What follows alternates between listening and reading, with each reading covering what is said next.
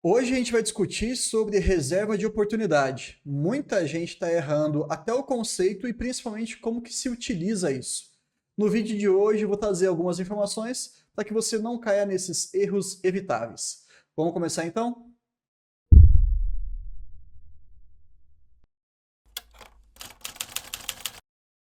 Só para que todo mundo comece a falar na mesma língua aqui, vamos lá. Reserva de oportunidade. Em outras palavras, bala na agulha. Mas o que significa isso? Warren Buffett ele faz, se eu não me engano, em 2006, numa carta aos seus acionistas, uma referência a essa ferramenta. É muito importante você sempre estar pronto para aquela oportunidade que apareça no mercado. Seja uma distorção em relação a um único segmento ou uma única empresa, ou talvez até uma disfunção em todo o mercado, como nós tivemos em 2008, por exemplo. Ok, mas aonde você deixa esse dinheiro da reserva de oportunidade? Tem que ser em algum local onde tenha liquidez diária e o risco baixo. Basicamente, você não quer rentabilidade nesse caso. Você vai buscar realmente, em última instância, um acúmulo de um dinheiro que possa ser investido eventualmente. E é muito bacana também que nessa mesma carta ele cita sobre estar com a bala na agulha. Sempre é interessante você ter esse momento já preparado, porque você pode se deparar com um elefante ou você pode se deparar com um ratinho. Essas são duas oportunidades. Uma empresa sólida, uma empresa antiga, com movimentos que são bem previsíveis e que você já conhece há um bom tempo e que com certeza vai durar bastante tempo. Ou você pode estar observando uma oportunidade que é pequena, não é tão expressiva assim, que dure pouco tempo, a vida de um ratinho é bem inferior à de um elefante. Você provavelmente não faz muita ideia para onde é que essa empresa tende a ir, já que ela é menor, já que ela tem uma volatilidade grande. Então, saiba, além de ter a oportunidade, quando que você deve utilizar e em qual empresa também, principalmente. Porém, sendo bem sincero, eu vejo muita gente confundindo emergência com oportunidade. Você pode deixar no mesmo produto financeiro, seja um CDB de liquidez diária ou algum produto da renda fixa lá do Tesouro Direto.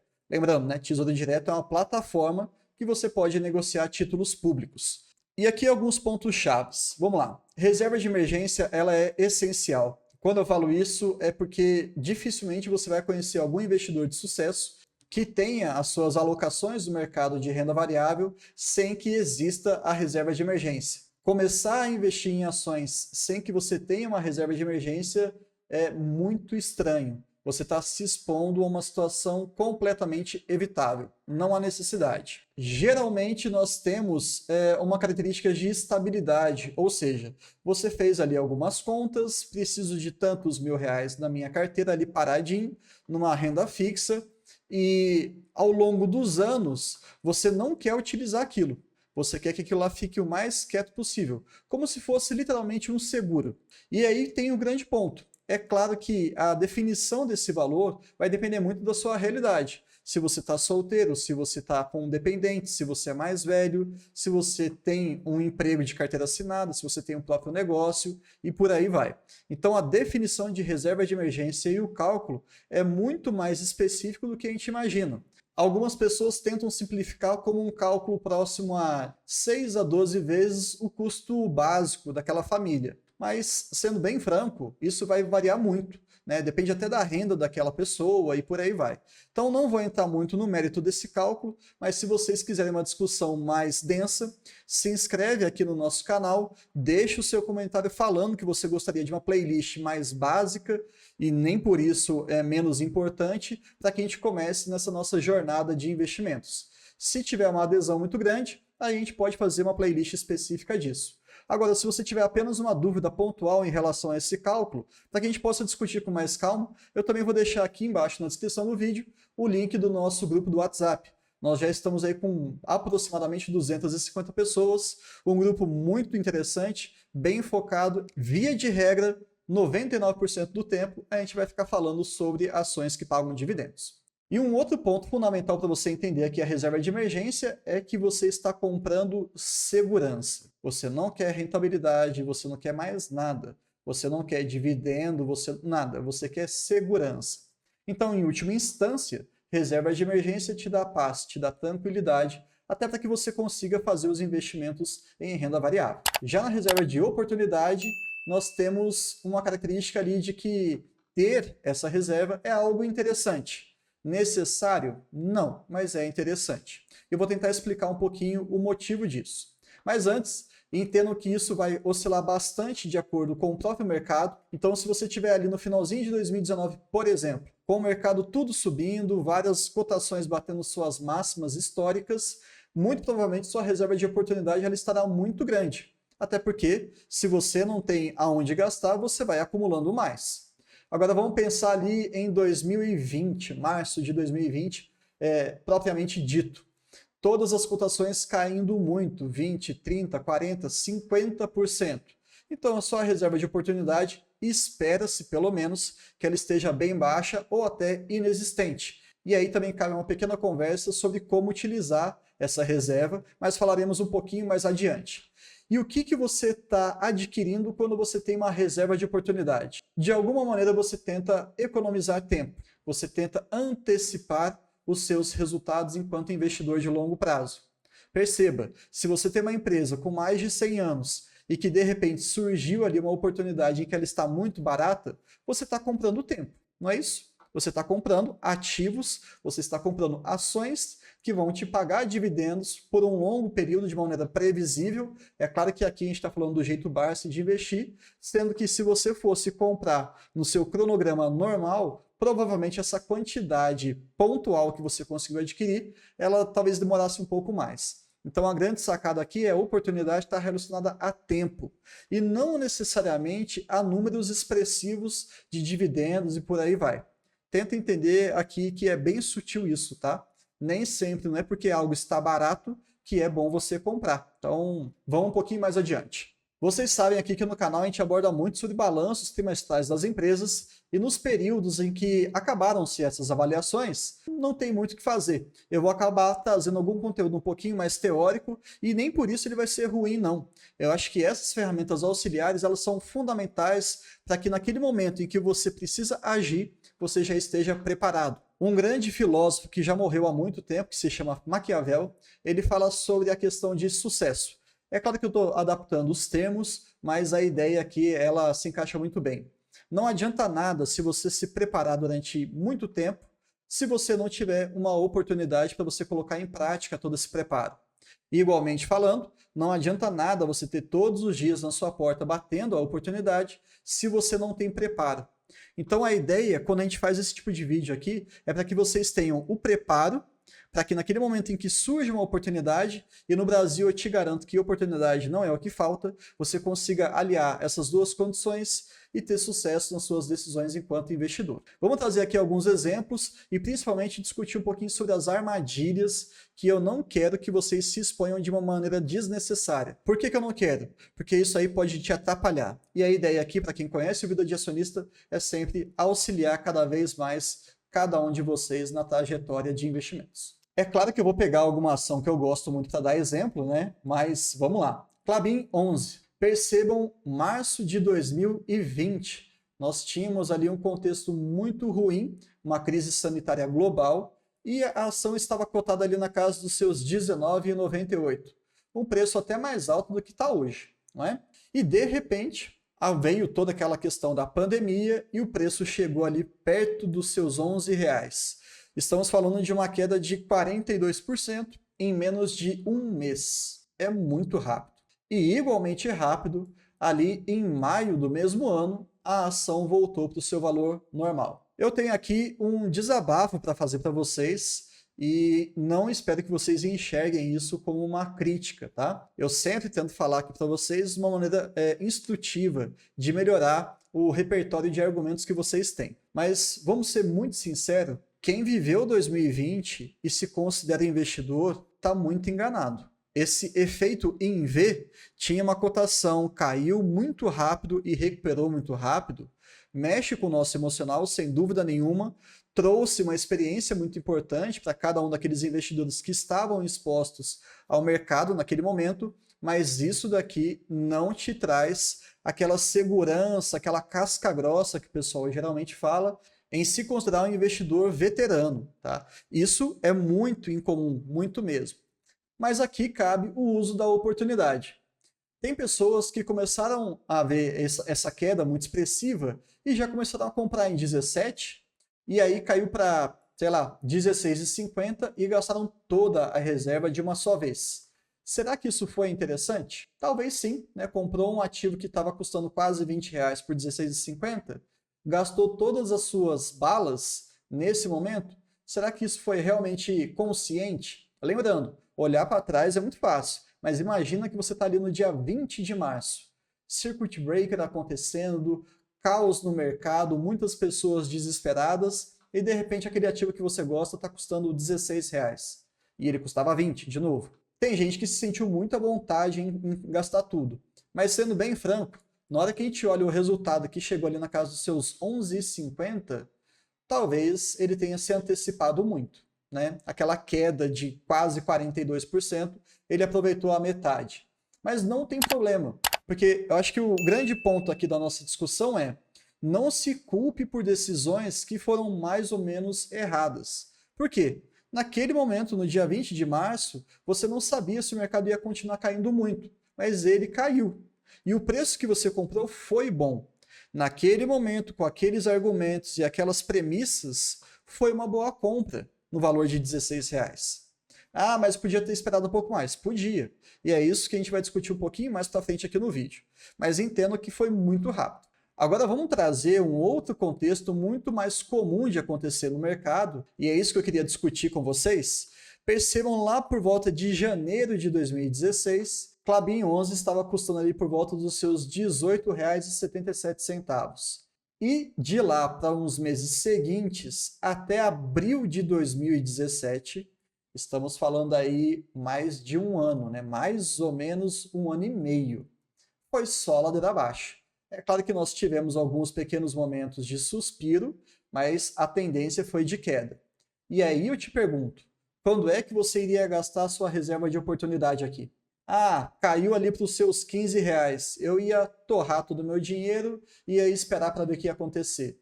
Tudo bem, daí ele se recuperou e caiu de novo para R$ 15. Aí você juntou nesse meio tempo um pouquinho mais de reserva e torrou tudo. Só que o ativo foi lá para os seus R$ 12 e você ficou chupando o dedo. Não participou da festa. Então, o que eu queria trazer é essa percepção de que as crises, a gente nunca tem uma noção se ela vai ser rápida ou curta. E muitas vezes esperar um preço específico para você dar uma grande porrada, talvez não seja a melhor saída, tá? É bom você ficar de olho que quedas e pequenos crescimentos, os ciclos, né, de queda e de subida, eles geralmente têm uma janela um pouco mais longa. E olha só como que demorou de abril de 2017 até maio de 2018 para voltar no preço original. Deu para comparar um pouquinho as duas janelas, os dois ocorridos? Em 2016, nós tivemos mais de um ano de queda e também aproximadamente aí um ano também de subida para voltar no preço normal. Agora, em 2020, todo esse processo aconteceu em poucos meses. Vamos ficar atento, porque aqui, essa exposição na janela temporal muito maior vai mexer com a sua cabeça. E aí, se você não tiver preparo, você acaba fazendo lambança. Então, vamos trazer aqui uma discussão através de um desenho, um gráfico que eu montei, para que a gente consiga pensar na melhor estratégia para cada investidor. O que é isso aqui? Tá? Vamos supor que você tenha um ativo na cotação atual, tranquilo? E nós temos duas estratégias para você usar a sua reserva de oportunidade. A estratégia A e a estratégia B. Tranquilo? Vamos colocar um valor fácil aqui de R$ 20, que é o preço do ativo naquele momento. Veio uma pequena queda, ok? De aproximadamente 10%. Caiu para R$ 18. Considerando, e essa parte é importante, considerando que as premissas, os fundamentos da empresa se mantiveram intactos, essa queda se justifica como uma oportunidade. Pequena, sim, mas oportunidade. Então o cidadão A, que ele está seguindo essa estratégia, ele vai colocar ali um pouquinho da sua reserva de emergência. Foi lá e gastou um pouco. Já o investidor B, ele falou o seguinte: não, eu vou deixar quieto, vou procurar um outro ativo que talvez esteja mais interessante, agora eu não vou comprar não. Eu quero uma queda maior para que eu possa fazer o uso da minha reserva de oportunidade. Tudo bem, vamos fazer uma outra queda aqui de R$ 2, então ele foi para 16. Aquele investidor A falou assim, pô, se já estava bom antes, agora está melhor ainda. Vou gastar um pouco da minha reserva de emergência. Vem o investidor B e fala, bom, chegamos no fundo do poço. Eu entendo que esse preço é uma belíssima barganha, então eu vou gastar toda a minha reserva de emergência nesse momento. E ele vai lá e gasta essa reserva de emergência. Tranquilo. E aí não tem problema, porque o ativo custava 20 e agora ele está custando 16, é um baita desconto. Né? A gente está falando aí de 25%, uma queda expressiva e, de novo, com os fundamentos intactos. Porém, o mercado ele é um grande indeciso e continuou caindo agora para R$14. E esse investidor A, com essa estratégia, ele falou assim, opa, agora eu vou fazer a raspa do tacho. Agora sim eu vou comprar todo o meu restante, porque estava 20 e agora está 14. Estamos falando de uma queda de 30%. A empresa ela não deixou de ser o que ela era. Se em um dia ela estava 20 e semanas depois ela está 14, alguém não está precificando bem isso. Então eu vou comprar. Qual que é a grande reflexão desses dois pontos? Da estratégia A e da estratégia B. Quando você vai acompanhando as quedas de uma maneira gradual, você não gasta toda aquela sua bala que está na agulha de uma vez só, você consegue sim aproveitar os movimentos de grande e de pequena oscilação. Isso é bom, principalmente para quem está começando, para quem está no início. E por quê? Porque, inegavelmente, você precisa de uma quantidade de ações para que o efeito bola de neve comece a fazer efeito. Infelizmente, nesse início, você ainda não tem o efeito bola de neve atuando. Então, se está barato, é legal você comprar. Eu estou pensando sempre falando numa estratégia que eu coloco em prática, tá? Não é receita de bolo, não é recomendação de nada, é só para você raciocinar. Independentemente se fulano, ciclano, se o Barsi, se o Jean, se o Felipe, se o Fábio, se a Luíse não estão comprando, não interessa. Você tem que entender que, no início, você vai necessitar de quantidade de ações. É claro que você quer comprar mais barato, sempre, isso aí é óbvio. Mas, se já apresentou algum desconto, é legal você, né, como a gente gosta de falar, deixar o jacaré mordendo essa oportunidade. Caiu um pouco mais, compra um pouco mais. Caiu um pouco mais, compra um pouco mais, até acabar esse dinheiro. O que eu vi muito em 2020? Muitas pessoas gastaram tudo aqui. E principalmente pessoas novas no mercado, inclusive eu. Né? Eu acabei gastando toda a minha reserva de oportunidade nesse momento. E pessoas mais experientes falavam, vai com calma, compra um pouco e tudo mais. E até que veio o grande dia derradeiro daquelas mínimas absurdas, aí sim eu vi pessoas experientes gastando muito ou praticamente toda a sua reserva de oportunidade. Então a primeira conclusão é essa. Se exponha de uma maneira que o seu psicológico agradeça no final das contas. Porque, eventualmente, pode acontecer de chegar a R$16 e, de repente, a ação começar a subir novamente. Tem algum problema? Não, não tem. Mas, Bruno, eu estou com uma reserva de oportunidade parada. Mas é para isso que ela serve. É para ela ficar parada quando surgir o momento ideal de compra. Então, você não errou. Você acertou. Tá? O seu objetivo foi atingido. Agora, o grande ponto da estratégia B, que eu também não critico, porém cabe aqui uma ressalva muito importante, você demanda de muita experiência para falar esse valor aqui está muito barato. Se você for olhar para as pessoas mais experientes no mercado, geralmente elas têm uma faixa de preço. E eu gosto de trabalhar com essa ideia. Todo mundo aqui que acompanha o canal, pelo menos até o presente momento, estamos em abril de 2023, eu gosto de falar que Klabin abaixo de 20 eu compro, abaixo de 19 eu compro mais e abaixo de 18 não tem jeito, eu vou ter que comprar muito. Essa noção de faixa, de intervalo, ela é muito saudável. Se eu ficar esperando aos 18,67 para comprar, e se ela pegar 18,68? Eu não vou comprar por causa de 1 centavo? E eu não tenho uma renda passiva de dividendos já robusta? Não. Aí eu acho que talvez o arrependimento tome conta da pessoa, né? Quando você olha grandes investidores segurando a mão, lembre-se, ele já tem uma renda passiva violenta. Se ele comprar ou não ações, ele vai continuar recebendo uma renda muito boa. E você, iniciante, não. Então, sim, o preço de você ter começado a investir depois é eventualmente pagar um pouquinho mais caro. Um pouquinho. Eu estou falando de um desconto menor, talvez ali R$18, e não os 16 que eles ficam batendo a tecla nesse exemplo hipotético que eu estou falando. Percebeu aí o grande vacilo de você ficar tentando imitar outras pessoas? Você não tem a vida dele, você não tem a renda dele. Então para com isso. E provavelmente você também não tem nem o mesmo objetivo, numericamente falando. Eles têm esse luxo de ficar segurando um pouquinho mais o aporte, de ser um pouco mais criterioso.